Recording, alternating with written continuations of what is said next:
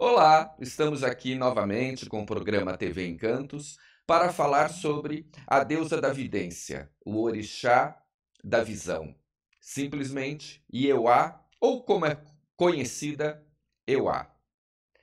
Sou o babalorixá Sérgio de Odé, do Ilê Axé Ifon Odé Jocã, da cidade de Mongaguá. Dizem os antigos que Ieua, que é o nome correto dela, apesar de no Brasil nós falarmos somente Euá, tem como tradução a grande mãe, ou, como costumamos dizer, a mãe de todos. O orixá cobra feminino.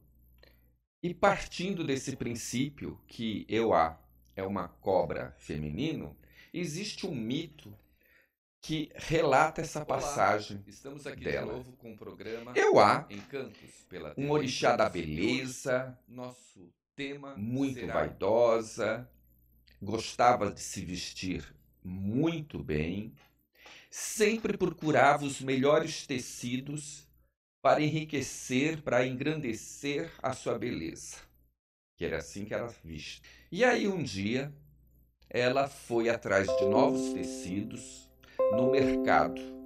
Este mercado, entenda, como se fosse uma feira. E nessa feira há a comercialização de tudo e, consequentemente, um local onde se fala muitos idiomas, onde se aprende a comercializar, se aprende a falar outras línguas. E eu acatou seus gêmeos e foi ao mercado procurar um tecido que enriquecesse e abrilhantasse a sua beleza.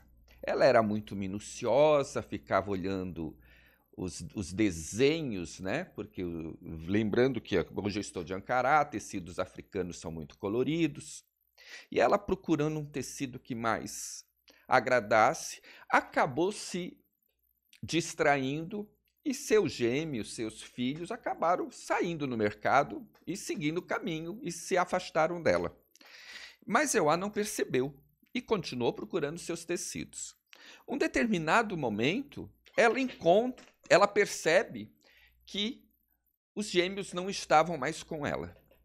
E começa a procurar no mercado e vai perguntando e perguntando, e as respostas são divergentes.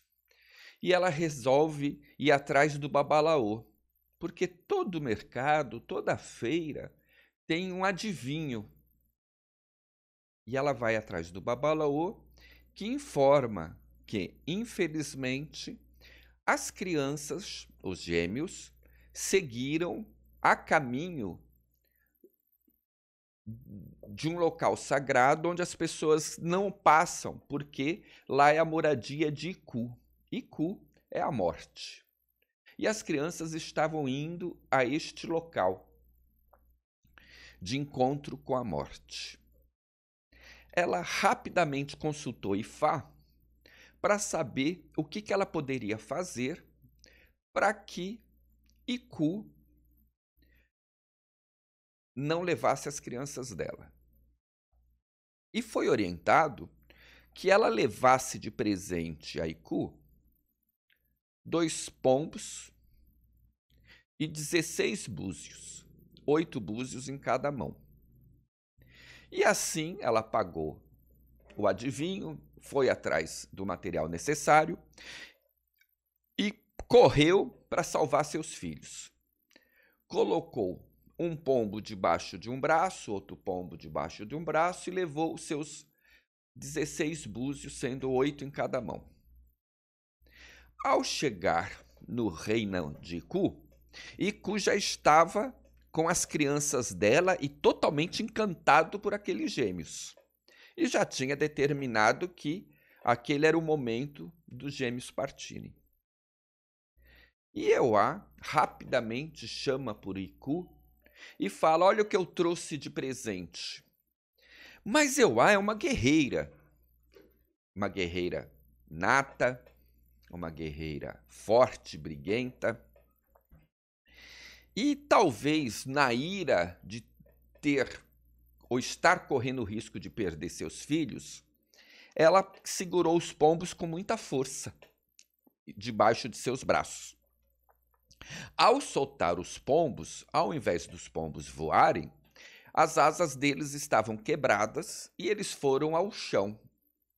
Ela imediatamente soltou os 16 búzios para chamar a atenção de Iku e tentou, de uma maneira brusca, catar os seus filhos.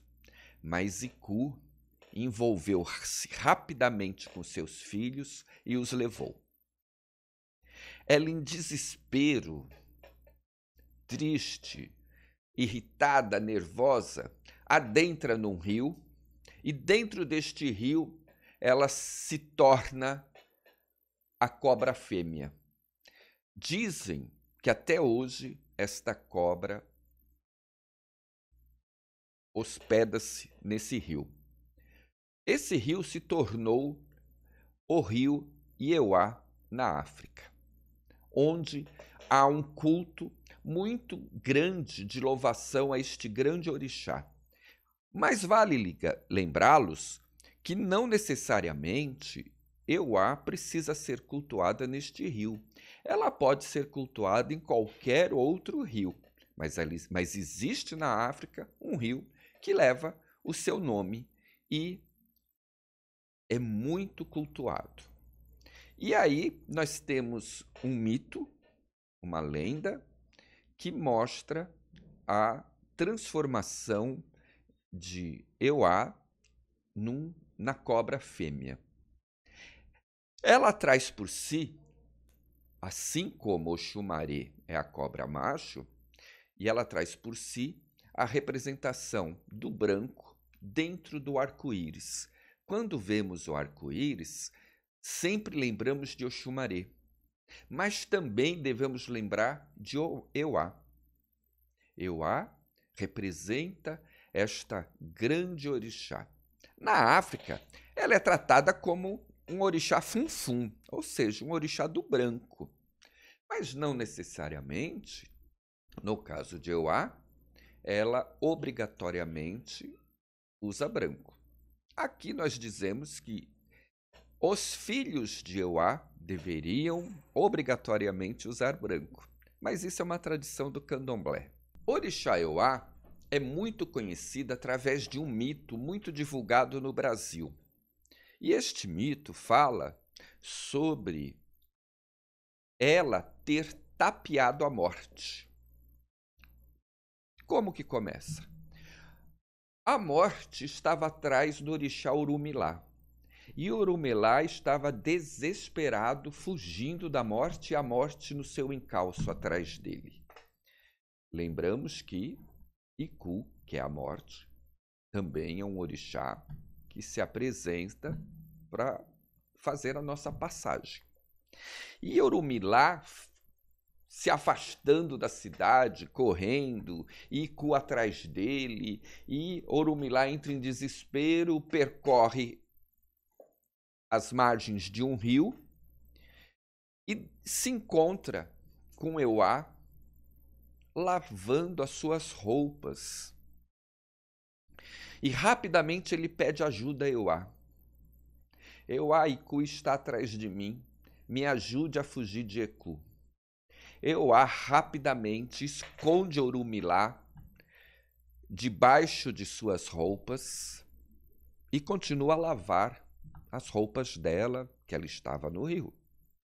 Iku chega e vai perguntar diretamente a Euá. Euá, você viu Orumilá? E ela confirma, vi sim. Ele acabou de passar por aqui e seguiu o rio adentro. Né? É só seguir no caminho do rio que ele está indo para lá. E deu uma informação errada. Mas Iku acreditou nas palavras de Euá e seguiu o caminho pelo rio. Desta forma, ela tapeou a morte, salvando Orumilá. Orumilá, em agradecimento a ter sido salvo, passou o poder da visão a Euá. Por este motivo que nós costumamos dizer que Euá é o orixá da vidência, da visão, da intuição. Eu não gosto muito da palavra intuição, eu prefiro dizer da visão, né? Eu acho mais bonito e mais coerente. Mas aí este mito, simples, direto, relata que Euá tapeou a morte. E por este motivo, muitos das pessoas, muitos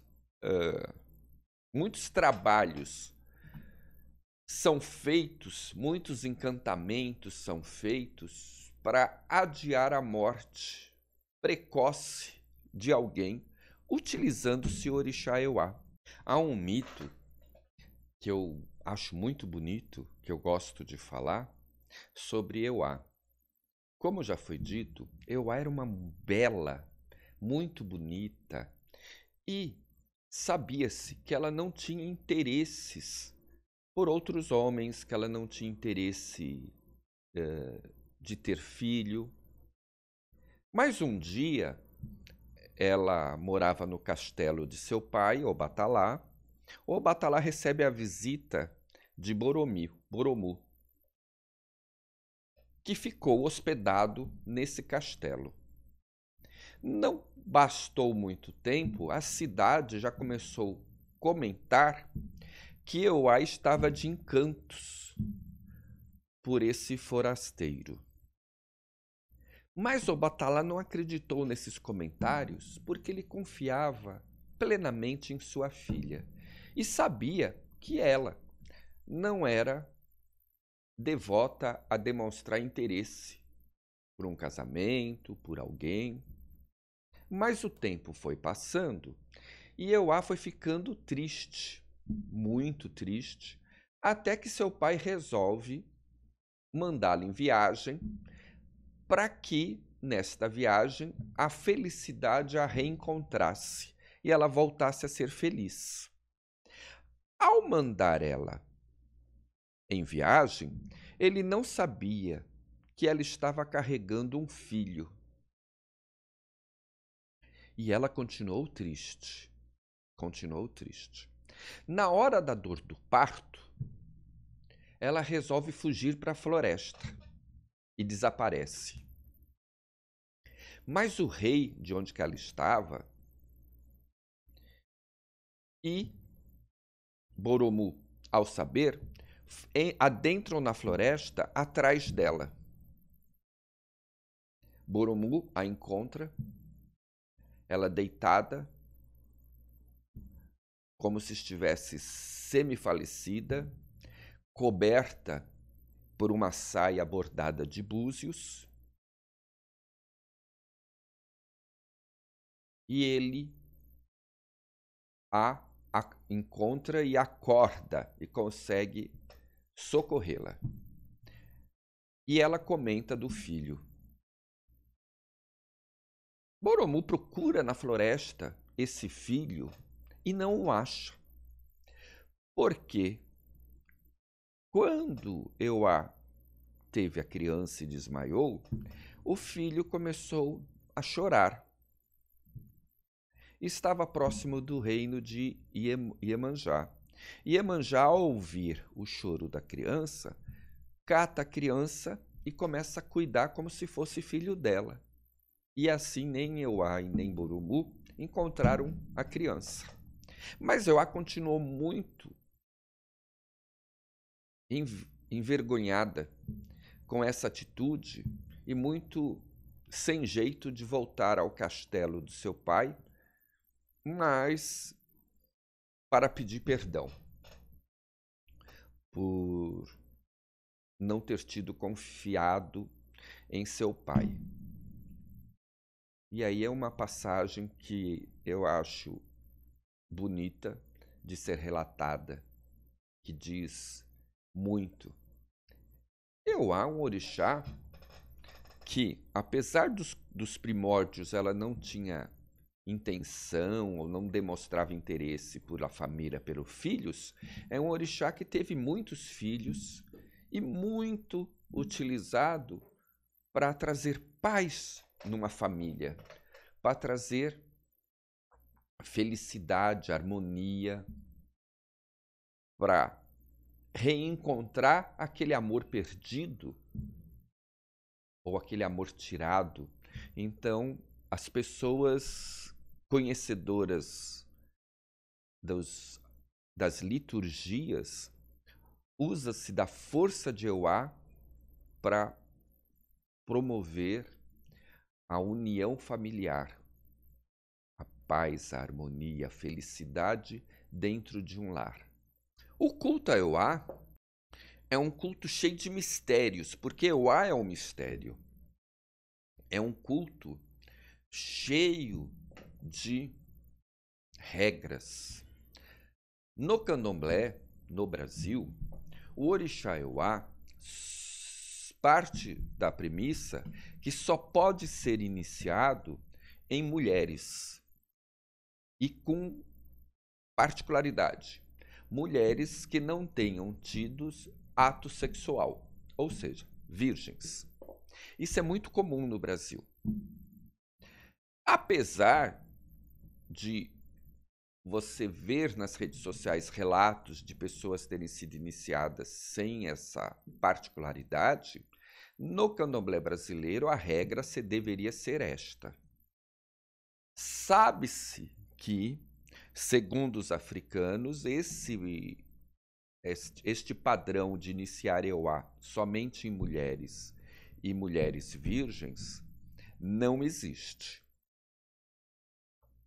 Eu ainda não estive na África para conhecer isso a fundo, mas é o que nós sabemos no momento. Entretanto, no Brasil, nós candomblecistas respeitamos nossos grandes abás, que deixaram os ensinamentos do candomblé. E assim, nós seguimos que, no Brasil, Euá, um orixá, que só pode ser iniciado em mulheres, e essas, por suas vezes, devem ser virgens. Se está certo ou não, foi essa a regra deixada. Não sou eu que vou questioná-la. Eu sigo a tradição brasileira,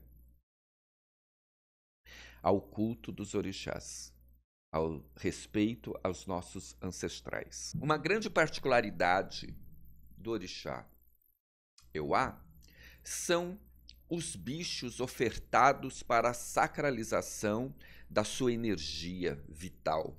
Parte-se do princípio que, como Euá é um orixá funfun, os bichos dela não devem ser escuros.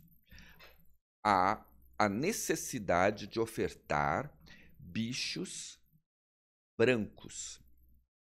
Então, uma Angola albina é bem vista a ela. E também há uma proibição que ela não aceita frangas, galinhas, que ela tem restrições a animal. Por este motivo, torna-se um orixá difícil de ser iniciado, porque o uso de Angola se torna padrão e a Angola é extremamente mais cara do que as galinhas. Então, a iniciação de Euá é custeosa.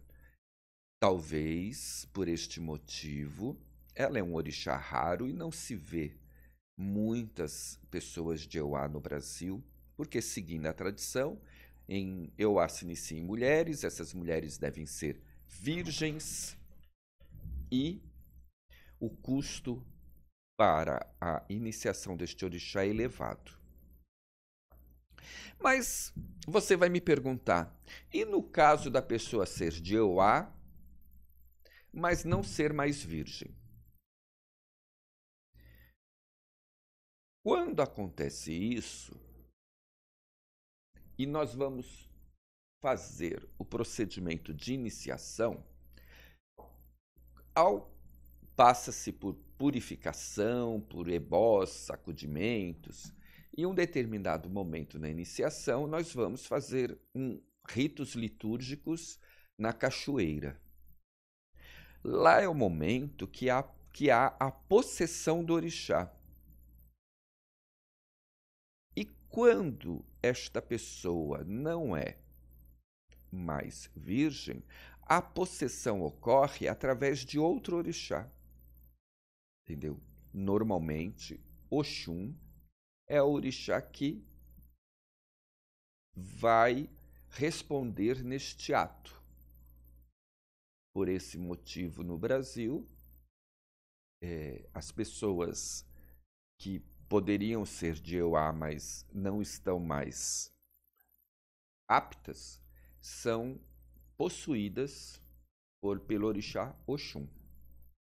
E isso é muito comum. Lembra que eu falei que Euá é um orixá que é cheia de mistérios, vários mistérios percorrem os seus ritos. Algumas das suas ferramentas mais conhecidas de uso, primeiro é o aracolê, que é uma lança com uma cabaça que representa o mundo.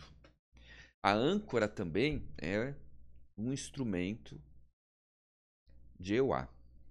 Mas existe uns segredos, um rito feito, eu não faço na minha casa, mas que é muito rodeados de mistério, que é a boneca de Euá, uma boneca esculpida em madeira, que é a Axequê.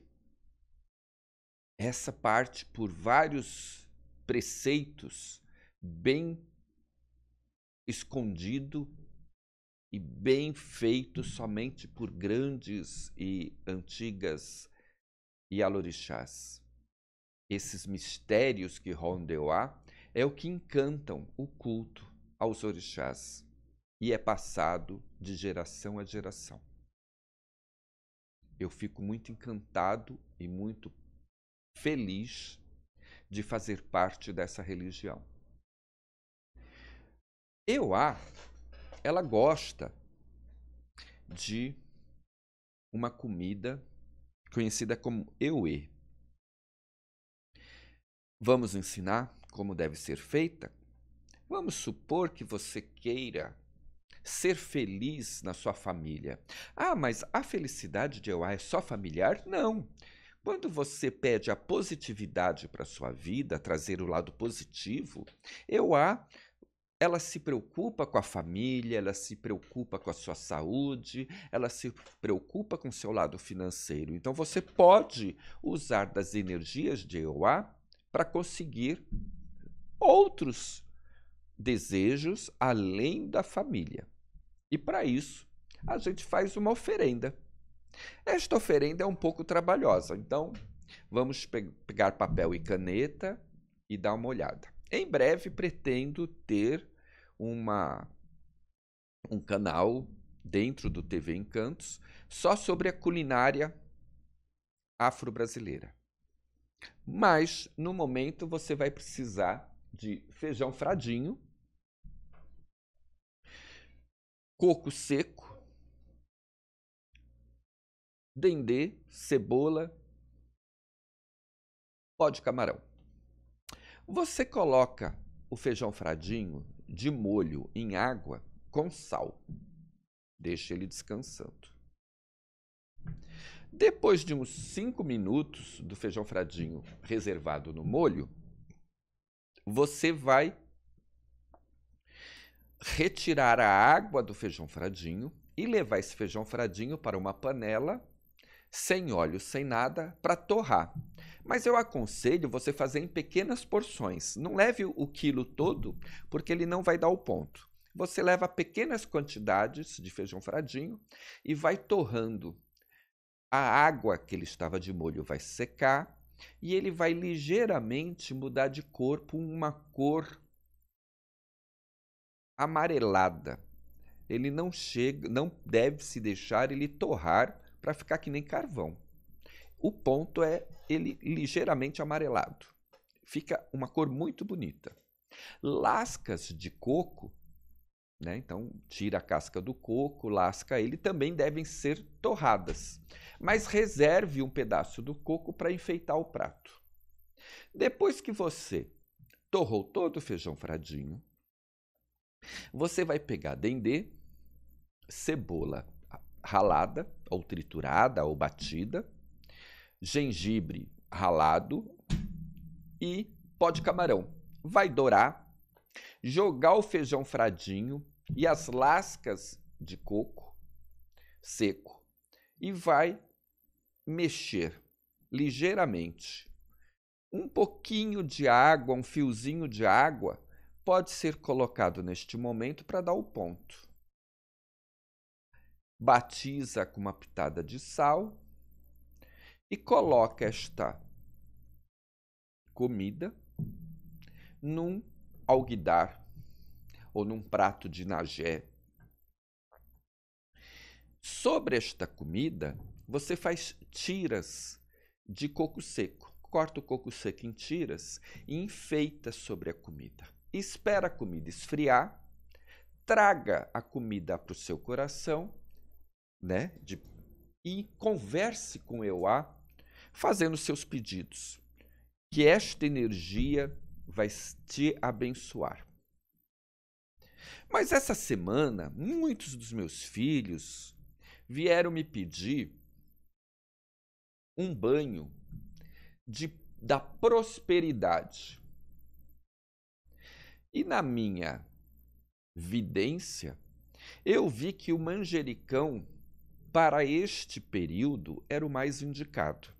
Então eu venho aqui passar para vocês que estão nos assistindo a tomar um banho, a lavar-se, né? Porque a palavra tomar dá a sensação de beber. Não, vai lavar-se, né? Com um banho de manjericão. É só pegar o manjericão, colocar em água, macerar, guinar, até a água ficar esverdeada, deixa ele descansar, batiza com uma pitadinha de açúcar e jogue da cabeça aos pés após o seu banho de higiene. Mantendo o preceito, né? Já que está querendo prosperar, mantenha o preceito pelo menos de 3 dias sem sexo, sem putaria, sem estar nas baladas, 3 dias sem diversão, sem carne vermelha, que aí vai energizar você, o seu ori, a sua cabeça, para a prosperidade. Queria agradecer todas as pessoas que têm entrado em contato comigo e dando palpite, dando sugestões, por assistirem o nosso canal. Meu muito obrigado e espero contar com vocês. Aos poucos eu estou respondendo e fazendo programas mediante os comentários. Um dos programas no passado que me chamou a atenção, quando eu adentrei ao candomblé, me ensinaram, lembra que eu falei sobre o orixá Ossanhe, que me ensinaram a levar uma caçá, a acender uma vela, para pedir permissão ao Ossanhe para adentrar na mata para coletar folhas para ritos sagrados. E eu achei tão bonitinho que uma grande Yalorixá das antigas de Angola entrou em contato comigo, então a benção, a minha grande amiga, que eu chamo de Talassi, né? Yatalassi, e o nome correto é Mutalassi, e ela falou, olha, meu querido, na minha época, vale lembrar, e ela é das antigas, gente, que a gente abria uma cabaça ao meio e levava a cabaça ao meio, com num lado água, no outro lado punha a bebida de Ossanhe e colocava-se essa cabaça na entrada da mata. Olha como os rituais vão se adentrando, nós vamos relembrando o que era feito no passado. Eu acho muito bonito, eu achei muito bonita a atitude dela, dar o parecer da nação dela, como é que ela foi ensinada na Angola, como que era feito para coletar as folhas. Mas hoje eu tenho que dar o meu parecer, né? Eu acho lindo esse ritual. Mas uma cabaça aberta vai, na chuva, acumular água e vai prejudicar a população. É só um parecer pessoal meu, mas é um ritual lindo, né? Quando a gente vê o passado vindo de encontro conosco, nós devemos respeitar. Agora, eu acho necessário, Babalorixá Sérgio de Odé, eu respondo por mim, que alguns ritos que possam prejudicar as pessoas ou a natureza devem ser mudados ou atualizados, desde que não fira o fundamento. O fundamento dessa cabaça são as bebidas que vão dentro dela, que podem ser colocadas em solo sagrado. Gente, eu queria agradecer a atenção de todos, eu queria agradecer nossos ancestrais, eu queria agradecer meu orixá Odé e todos os orixás, os inquices, os vodunces, por conseguir fazer mais este programa. E espero que vocês gostem, que vocês curtam, que vocês divulguem, compartilhem esse programa em suas redes sociais. Meu muito obrigado a todos e eu não sei quando esse programa vai ao ar, mas dia 10 de dezembro nós temos o Encontro dos Povos de Terreiro em Itanhaém. Quem quiser maiores informações, entre em contato comigo. Nosso zap é 13 99628 2922. Obrigado.